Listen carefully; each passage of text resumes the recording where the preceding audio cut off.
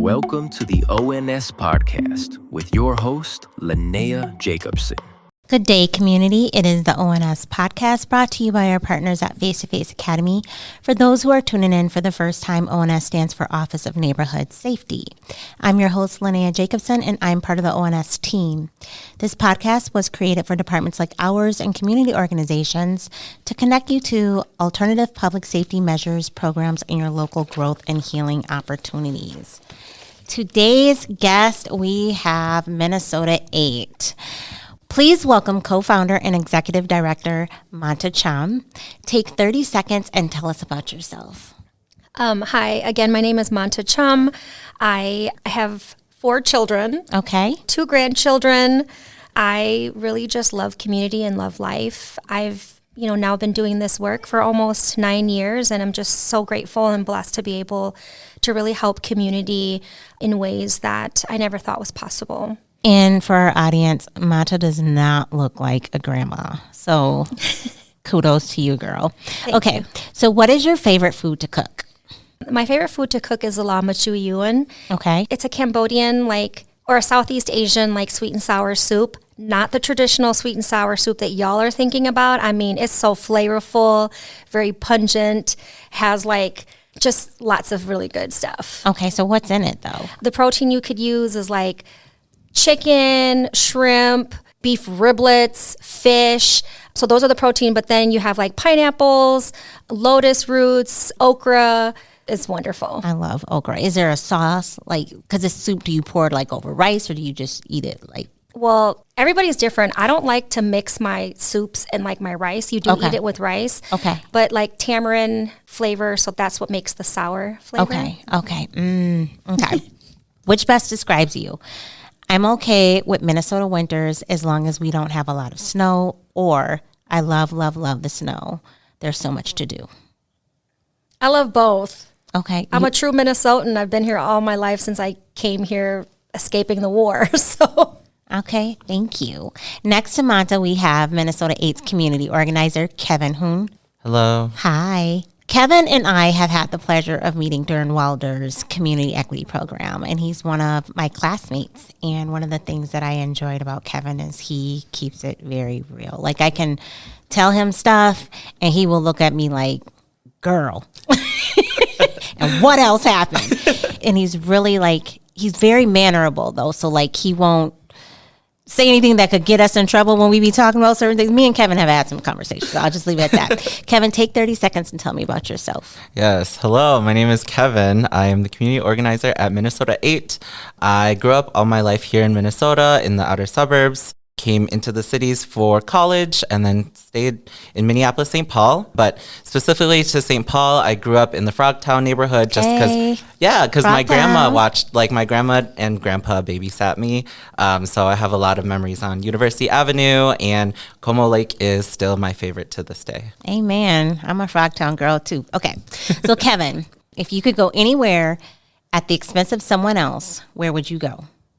I would go to Vietnam. Okay. I haven't been back since I was 8. Okay. And I've always wanted to go back. I wanted to go in 2020, but the pandemic happened, so I wasn't able to go. And so I still haven't had the chance yet. Hopefully it's soon. Okay. If you had an extra $4,000, what would you do with it and why? And tell the truth, because so many people name a charity or something like that, and because they think it's the right thing to say, and that's beautiful, but we spend a lot of time in this work taking care of everybody else. So what would you do for you? Yeah, $4,000. I think it would probably go to a down payment to a house. I think home ownership is something that is, on my mind as someone in their 20s. And so I want to be best prepared to build that generational wealth for my family that growing up I did not have. Awesome. I would take care of Amazon because my Amazon bill is killing me right now. Okay. So let's jump right into this questions. We're going to start this episode off different because most of the time we jump right into the questions and just start from there. But we're going to do a little bit of storytelling at the beginning of this one because this is an incredible story and it needs to be told. So Manta, I'm going to ask you, tell us the story of Minnesota8. Yeah, so it was August of 2016 when 8 Cambodian men were picked up to be deported to a country that most of them never set foot in because our families escaped the genocide and came to the United States after like the war, and we were displaced here. And so one of those individuals was my brother. He was just a few months old when we came here. And during that time, there was an increase in the nation, about 279% in Southeast Asian removal. And, we really didn't know what to do. We were a ton of women and children who had never organized before. I mean, I came from a medical, finance, accounting background and found myself being an organizer. It was a lot of hard work. I think even right now, as we're going through the experiences right now, it's really re-traumatizing for me because I have a lot of survivor's guilt. During that time, we were also, we literally knocked on everybody's doors, legislators. We flew out to Washington, D.C. so many times just so that anybody would be willing to hear us. And we got a lot of no's before we finally got like a yes. And in the midst of it, we were able to win the release of 3 of the men. Unfortunately, 5 of them were deported, and it was under this very president 8 years ago. We were also the first Southeast Asian campaign. We were formerly called the Release Minnesota8 campaign, and really made nationwide attention. And that was also the reason why when the sanctions had happened with Southeast Asia back in 2017, the Minnesota8 were the first individuals that received travel documents. There were threats that were happening even though Cambodia at the time wasn't accepting anybody. They ended up putting our men on those first few flights to be deported. Thankfully, during our campaign, we were able to have 4 of the guys that had stays of removals that were granted, and that basically gave us the opportunity to really go back into immigration court to fight for these guys. And mind you, these are men and women also, but our campaign explicitly is around the 8 Cambodian men in Minnesota who've lived here like almost all their lives. Like we came here July of 1984. And so these crimes, they were really crimes of poverty. If you guys remember, in the early 80s, there was the refugee resettlement program that really was a failed program for Southeast Asian folks who really, it was a way that America was trying to hide what they did. They secretly bombed our countries in Southeast Asia. We are to this day the most heavily bombed countries under U.S. history. So I like to say, like, the reason why our people are here is because America was there. In fact, just 2 months ago, some really celebrated and some, there's a lot of pain and hurt. But 50 years since our people came to the United States because America was there. And so we made nationwide attention. And because of that, again, when this threat had happened, our guys were the first ones that were facing deportation. We were able to go back and then win the release of the 3 guys, but because this administration fully came in, they ended up appealing 2 of the guys to the Board of Immigration Appeal. One of them, again, was my brother. So he ended up being the longest person in ICE's detention. And I'll share this. I would do the same for anybody, but this was my baby brother. He broke a couple windows at a bar, and he broke the windows because he was in a bar fight. Somebody was out of character, and they were, drunk and try to like have this altercation with him. So of course he was defending himself, but he ended up being charged with property damage, and for immigration purposes, it's considered an aggravated felony. And over decades later was when this happened, and he was facing deportation. And when he was sentenced to a year just for breaking a couple windows. And we know that, like, with anybody, if you're not a person of color, that probably wouldn't have happened. But because of the refugee resettlement program that happened in the 80s, and then the war on drugs, and then all of that, and then the gang task force, anything that they could do to tack that on to our community members gave them the ability to give them a larger sentence. And in this case, just like breaking a couple windows that was not like intentional, right? He ended up like facing deportation years later. And that was based off the IRA law that was passed in 1996. And mind you, these are all things I've learned over the last 9 years, like through my lived experience, but I had never known this before. So I was completely in this so that I could not only save my brother, but the other community members and folks to come in the future. So during that time, my brother's case specifically was in Ramsey County. So we were able to make systemic change. Ramsey County didn't realize that the way that he was sentenced would end up impacting him long term.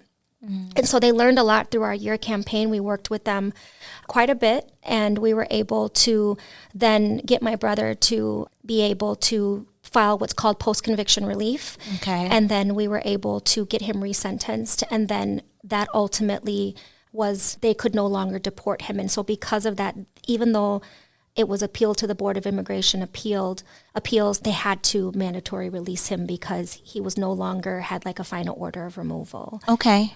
Okay. Yeah. And so with that, to this day, Ramsey County Attorney's Office is the only county attorney's office in the state of Minnesota that has hired an immigration attorney to work in their office to help mitigate collateral consequences. Okay. And we're so thankful that through our crisis and pain that our families experienced, we were able to make systemic change by opening up the eyes of, a really big entity, right? That, yeah.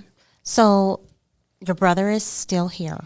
He is still here. Okay. Okay. Praise God. But unfortunately, it seems that's how it works with people of color, right? There's always got to be some sort of sacrifice, on behalf of our backs in order to create change. And that's the part that's upsetting.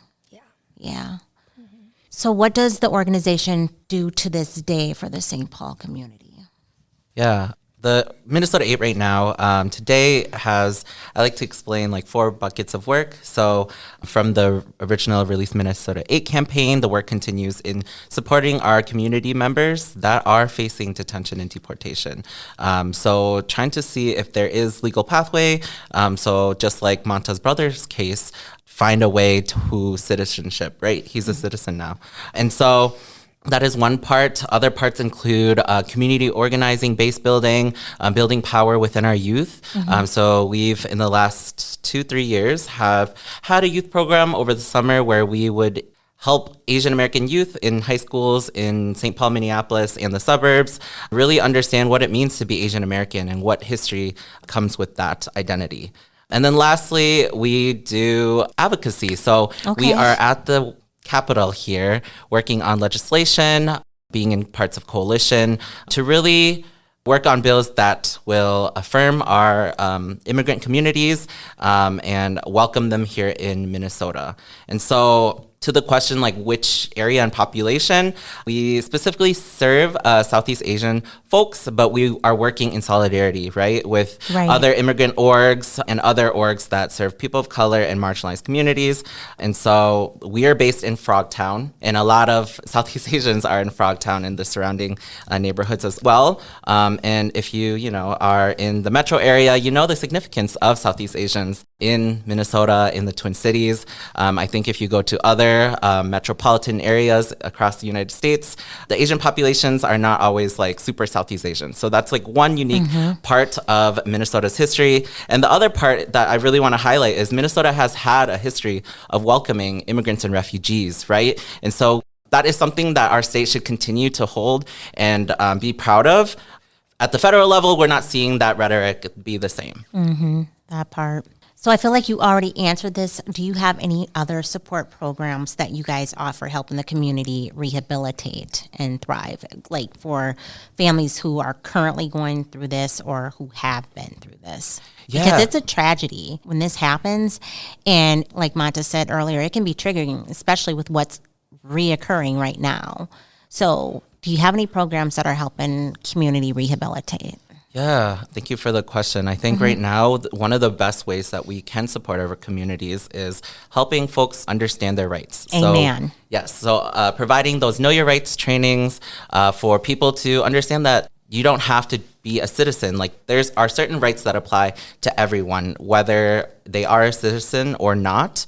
And so we really want to help across all immigrant communities as well. And so we are part of the Immigrant Defense Network, which is a network of different organizations working with different immigrant communities right now that are feeling a lot of fear, feeling unsafe, not wanting to go to the grocery store or eat out at a restaurant because they are afraid of what might happen to their parents, brothers, sisters, children. And so we're living in really scary times, and providing that know your rights is one way for folks to feel supported. The other way is really helping people just find community with these folks who have been formerly incarcerated and who are trying to build their lives and continue to build their lives for the last 20 years, find each other and be together as they both are fearing the same thing, detention and deportation. So I have a question that's not really on the list, but I'm hoping that you guys can help me with this one. Is there any sort of process that immigrants can do to have petty things like that expunged or taken? I mean, throwing a rock at a window. Yeah, it's really unfortunate. I have a whole lot of nasty words for that. I mean, come on. Yeah, it's awful. I think we get those questions a lot. I think for us as impacted community members, those were all the questions that we asked as well. My dad was a freedom fighter for the United States, y'all. He wasn't even honored, right? A lot of the people that we're working with right now, their families fled genocide, and the majority of them were actually freedom fighters for the United States against our very countries because of the way that things were framed. And so to your question, we really tell our community members that if they actually had anything expunged, we want them to reverse it. Okay. Because it's actually not good for their cases, no matter if it was breaking a window or peeing on the side of the road or whatever. Because what it is that the way that it's portrayed is that when you look at the term aggravated felony, it's really just an immigration term, because my brother's charge on a local level was actually a gross misdemeanor, but for federal purposes, it was an aggravated felony. And so when people read about that, of course, it looks really egregious, right? But that wasn't the case. And so we tell folks not to expunge anything. Expungements is really more beneficial for those of us who are United States citizens. Okay. But if you're a citizen, you wouldn't even be put in this situation in the first place, right? Right. Because then it would be double jeopardy. And in this case, it's really just ambiguous, right? People are being, they already served all their time, and then they come back out, and then decades later, now they're being picked up, going through ICE's detention all over again. My brother served 40 days of his 365-day sentence, but then spent over a year in ICE's detention all across the United States. But yeah, the expungement is not good because it'll look like we're hiding something, but it's not. Really, that's what we do. That's what some of the things that you can do, legal pathways so that folks can get a job or folks can get an apartment and things like that. Right. But for immigration purposes, it's actually really not good for our community members. And so we really try to let folks know not to do that we look for other pathways, as I mentioned earlier, around post-conviction relief or a pardon, et cetera, but it is very case specific. And I'm talking about some of these cases could be I have air quotes, y'all, but it's domestic assault, right? And I think about the history of our communities where we had maybe prearranged marriages or, things like that. Or you get into a fight with your brother or your sister, and you throw a remote control at them or something, but the police was called. And in Minnesota, they're well, if a police is called and you don't press charges, they can still press. They press charges. Yeah. And so it's ridiculous. And so then when you're not a citizen, then that's something that can impact you later. And mind you guys, we came to America as refugees.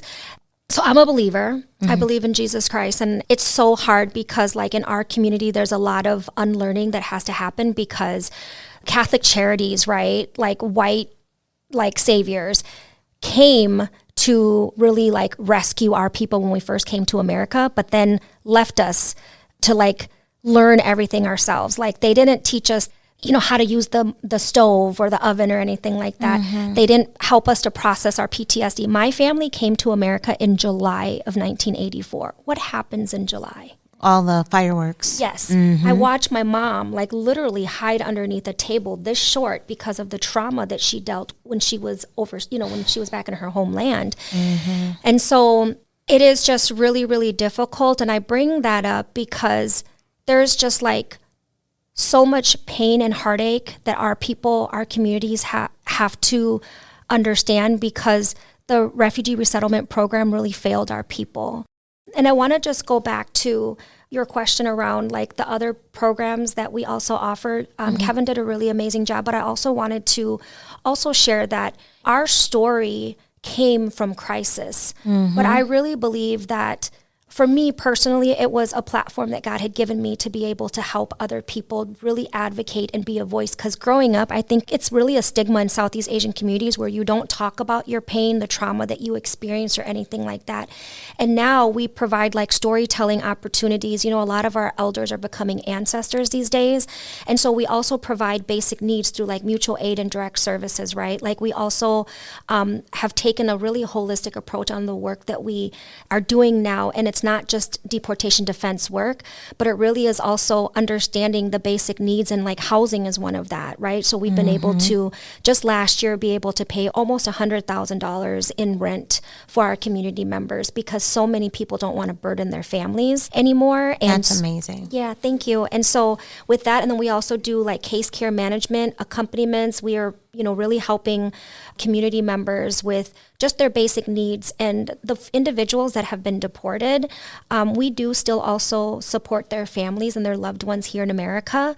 And then we work with our national partners to also provide care packages over to them. And then we also do reverse care packages, which is an opportunity for them to also be able to like give to their family members that are here, like children and things like that. That's amazing. You guys are doing such good work. Like, I didn't know all of that. I'm glad you were here to talk about all of that, because you can only learn so much from a website, right? Or by word of mouth. But like having these one-on-one conversations like this, and the community needs to hear this. Like those who don't know need to hear this. You know what I mean? So this is wonderful. So tell me about your Taking Root project. And what does solidarity look? How does that play a role in your project? Yeah, so Taking Root is a documentary made by our national partners at Viet Lead, who is based in Philadelphia, but it really captures the Southeast Asian resettlement in the United States. And here in the Twin Cities, St. Paul, we have that resettlement here too. As you heard earlier, Monta was talking about her own family story. And so the episodes cover a variety of different things, such as the failed resettlement programs. But then one of the episodes actually talks about how the anti-Black policies that were passed actually impacted our refugee communities as well. And so solidarity really looks like being there for each other and not letting these greater narratives turn people against each other, because ultimately that solidarity is so important. Yeah. It was the Black people, right, that really paved the way for even our folks coming. And a lot of people don't know that. Like in our community, there's so much anti-Blackness in our communities. Like colorism is even real in our communities. Like growing up, I was a lighter Cambodian. So like comparing me to my sister who's darker, and here every day I'm like trying to get darker, right? Yeah. But yeah. Yeah, I noticed that in a lot. I know I had a, call me ignorant, but I was like 20-something years old where I was going into like the doctor's office, and there was a Latino fella who was mad because I didn't hold the door for him. And he started yelling at me and said that you just don't like me because I'm white. I'm a white Cuban and you're a Black Cuban. And that's why you closed the door on me. And I was like, I'm not even Cuban. I was like, am I missing this part? I was like, oh, okay, that's interesting. And I didn't understand why he was yelling that. And I went up to the counter and I was like, but in my head, that was like the first time I knew that there was colorism. It wasn't just here where there were light-skinned Black people and dark-skinned Black people, or light-skinned Armenian people and dark-skinned Armenian people, because my dad's side is Armenian, and it's the same thing over there. And I was just like, dang. Yeah, solidarity is just so important, especially now, because we're all impacted by the racist systems that split our communities apart. In the episode of Taking Root, one of the episodes covers the failed resettlement system. So really, the xenophobia that was fueled by racist media coverage shaped the public perceptions of Southeast Asian refugees. The anti-Black policies really placed refugees into disinvested neighborhoods and exacerbated these racial tensions. These divisions really left these refugees vulnerable to bullying and violence in schools and neighborhoods, leading to the rise of Southeast Asian gangs as a mean of self-defense. That really does highlight really what solidarity means, not only to Viet Lead, who created the documentary, but also for Minnesota8, who, does a lot of solidarity work with other immigrant and also communities of color here in Minnesota, right? So we're in different coalitions that really encompasses who we are here in Minnesota. For example, when we were part of the Decriminalizing Communities Coalition, right? It was the Black Immigrant Collective, Minnesota8, the ACLU, ILCM, and then a lot of other communities of color that works at the intersection of immigration. And so you guys they're going to be filming another episode or putting together another? There's 4 episodes total, and we are filming at least part 1 and 2, which really captures the resettlement process. 3 and 4 talk about rebuilding the homes and really taking roots into the communities here in the United States. And I'm assuming that we'll be able to go to the website and find out more information about it, and that way we can connect and if there's a link to the episodes or something like that. We are finalizing details right now for the next screening, but we will be able to have that on our website like we did the last one so that you can find out more information, yes. Awesome. And the website is Minnesota8.org? Correct. Yep, it's all spelled out, MINNESOTA, the number 8.org. Thank you.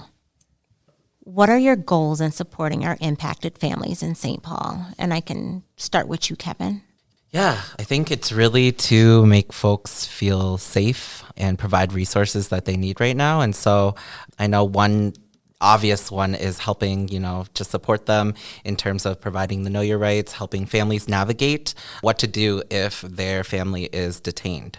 And so that's just the basic, right? But then Monto was saying about housing and all these other programs that we provide, and also helping folks in St. Paul understand that these folks that are being impacted by detention deportation are our neighbors. They are the business owners that we shop at. Right. And so that is one thing. And then we also try to prepare folks. We try to notice patterns that are happening in community in terms of if folks of a certain demographic are being targeted or not, really helping them prepare for the worst. So that's what we say a lot of the times, where we are hoping for the best, but we want to prepare for the worst, right? Because one day the main breadwinner of the household may be detained and deported. And so helping the families scenario plan in terms of what happens next, if that were to happen. But we help people try to prepare in that way, but then always hope that doesn't have to happen. But that's where we're at. Monta, what are your goals?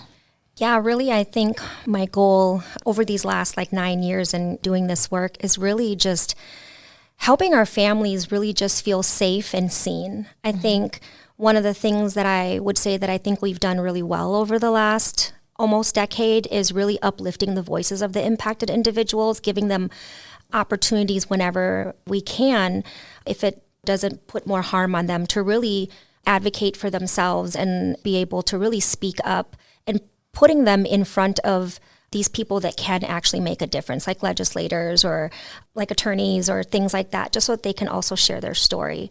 I think another goal is really, I think it's more of a dream, but I really just want us to be able to live in a world where we can just feel safe and not have to worry about this. Yeah. And it's just really, really difficult right now.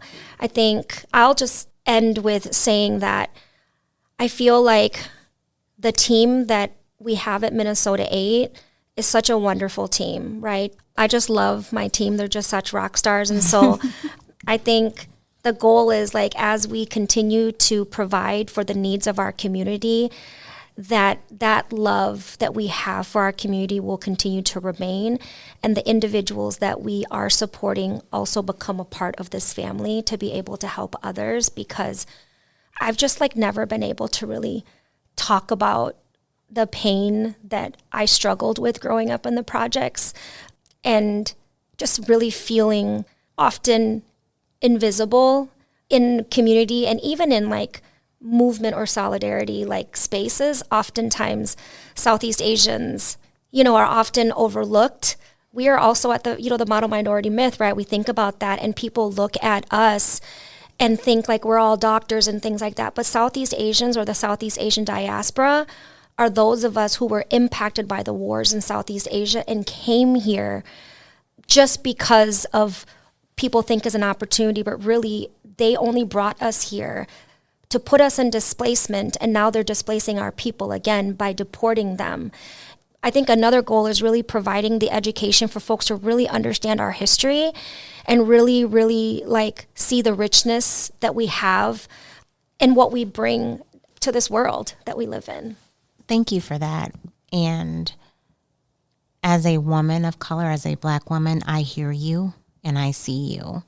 And I want to backtrack to something that you said earlier where how it's like a calling. And thank you for standing in your purpose. Thank you. The City of St. Paul is working to rehabilitate, intervene, and provide safer neighborhoods. If you'd like to learn more about Minnesota8 and their programming and resources, please go to Minnesota8.org. If you'd like to learn more about Community First Public Safety and the Office of Neighborhood Safety, please visit us at stpaul.gov/ONS.